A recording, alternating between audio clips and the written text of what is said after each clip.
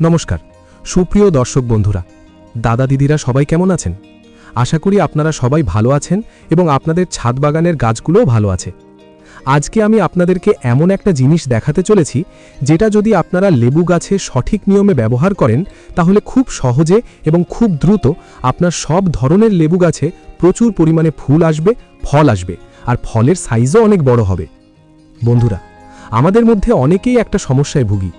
লেবু গাছ অনেক বছর হয়ে গেছে, গাছ বড় হয়েছে, পাতা হয়েছে, ডালপালা ছড়িয়েছে, কিন্তু ফুল আসছে না।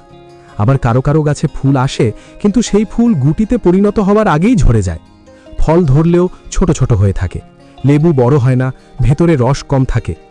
অনেকে তখন হতাশ হয়ে যান, বলেন আমার গাছে বোধহয় ফুল ধরার ভাগ্য নেই। কেউ বলেন এই জাতটাই খারাপ, আবার কেউ বলেন টবের গাছে লেবু হয় না। কিন্তু আমি আপনাদেরকে বলি, সমস্যা গাছে না, সমস্যা বেশিরভাগ সময় আমাদের পরিচর্যায়। আমরা অনেক সময় গাছকে শুধু বাড়তে দিই, কাটছাট করি না, মাটি শক্ত হয়ে যায়, সার দিই, কিন্তু সঠিক জিনিস সঠিক পরিমাণে দিই না, আর তখনই গাছ শুধু পাতা আর ডাল বাড়ায়, ফুল দেয় না।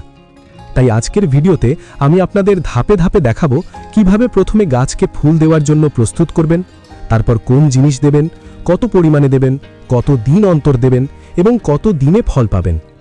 আমি কথা দিচ্ছি, এই পুরো পদ্ধতিটা যদি মন দিয়ে ফলো করেন তাহলে আপনার লেবু গাছের পরিবর্তন আপনি নিজেই দেখতে পাবেন। চলুন প্রথমে দেখি কি কি লাগবে। 1 নম্বর, যে কোনো ভালো কম্পোস্ট সার। এটা হতে পারে পাতা পচা সার, 1 বছরের পুরনো গোবর সার অথবা ভার্মি কম্পোস্ট। 2 নম্বর, এপসাম সল্ট।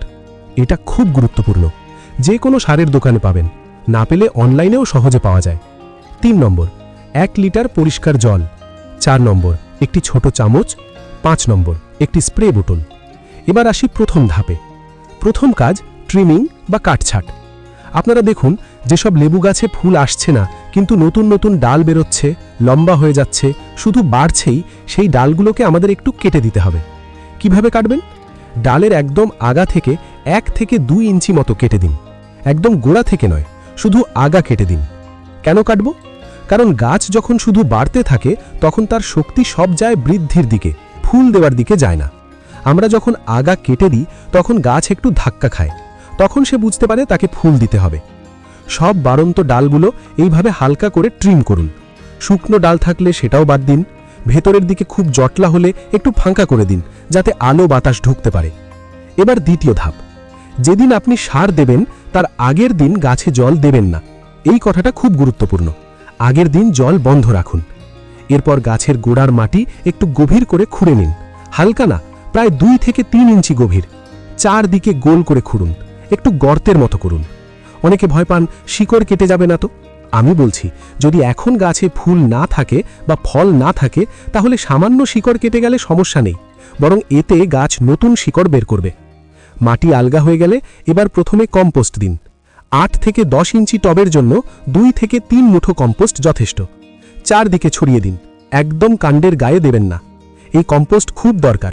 এটা গাছকে বেসিক খাবার দেবে, মাটি নরম করবে, শিকড়কে শক্তি দেবে। এরপর আসছে আমাদের মূল জিনিস, এপসাম সল্ট। পরিমাণ খুব গুরুত্বপূর্ণ। 8 থেকে 10 ইঞ্চি টবের জন্য হাফ চামচ, মানে আধা ছোট চামচ। এই এপসাম সল্ট গাছের গোড়া থেকে 4 আঙুল দূরে 4 দিকে ছড়িয়ে দিন। একদম কাণ্ডে দেবেন না। মনে রাখবেন, বেশি দিলে ভালো হবে না, বরং ক্ষতি হবে। এরপর আগের তোলা মাটি দিয়ে সব ঢেকে দিন। ভালো করে চেপে দিন, যাতে বৃষ্টি হলে ধুয়ে না যায়। তারপর একবার ভালো করে জল দিন, একটু বেশি করে দিন, যাতে সার মাটির ভেতরে গিয়ে গলে যায়। এবার আসি স্প্রে করার কথায়। 1 লিটার জলে হাফ চামচ এপসাম সল্ট মেশান। ভালো করে ঝাঁকান, পুরো গলাতে হবে। তারপর স্প্রে বোতলে ভরে গাছের পাতায় স্প্রে করুন। পাতার ওপর, নিচে সব জায়গায় হালকা করে দিন। কখন করবেন? সকালবেলা সূর্য ওঠার আগে, অথবা বিকেলে রোদ কমে গেলে। কখনোই দুপুরের রোদে করবেন না, করলে পাতা পুড়ে যেতে পারে। এই স্প্রে 15 দিন অন্তর অন্তর করবেন। মাটিতে দেওয়াও 15 দিন থেকে 1 মাস অন্তর করতে পারেন। এবার বলি কতদিনে ফল পাবেন। সাধারণত 15 থেকে 20 দিনের মধ্যে নতুন কুঁড়ি আসা শুরু হবে। 30 দিনের মধ্যে ফুল দেখা যাবে, তারপর ধীরে ধীরে ফল ধরবে। যাদের গাছে বহুদিন ফুল আসছে না তারা 2 থেকে 3 বার এই পদ্ধতি চালিয়ে যান, ধৈর্য ধরুন। আর কিছু বাড়তি টিপস দিই। 1, টবের ড্রেনেজ হোল যেন খোলা থাকে। 2, জল জমতে দেবেন না। 3, মাসে একবার মাটি আলগা করুন। 4, পোকা থাকলে আগে পোকা নিয়ন্ত্রণ করুন। 5. খুব বেশি নাইট্রোজেন সার দেবেন না, এতে শুধু পাতা বাড়বে। আরেকটা কথা মনে রাখবেন, অনেকেই ভাবেন আরেকটু বেশি দিলে হয়তো দ্রুত কাজ করবে।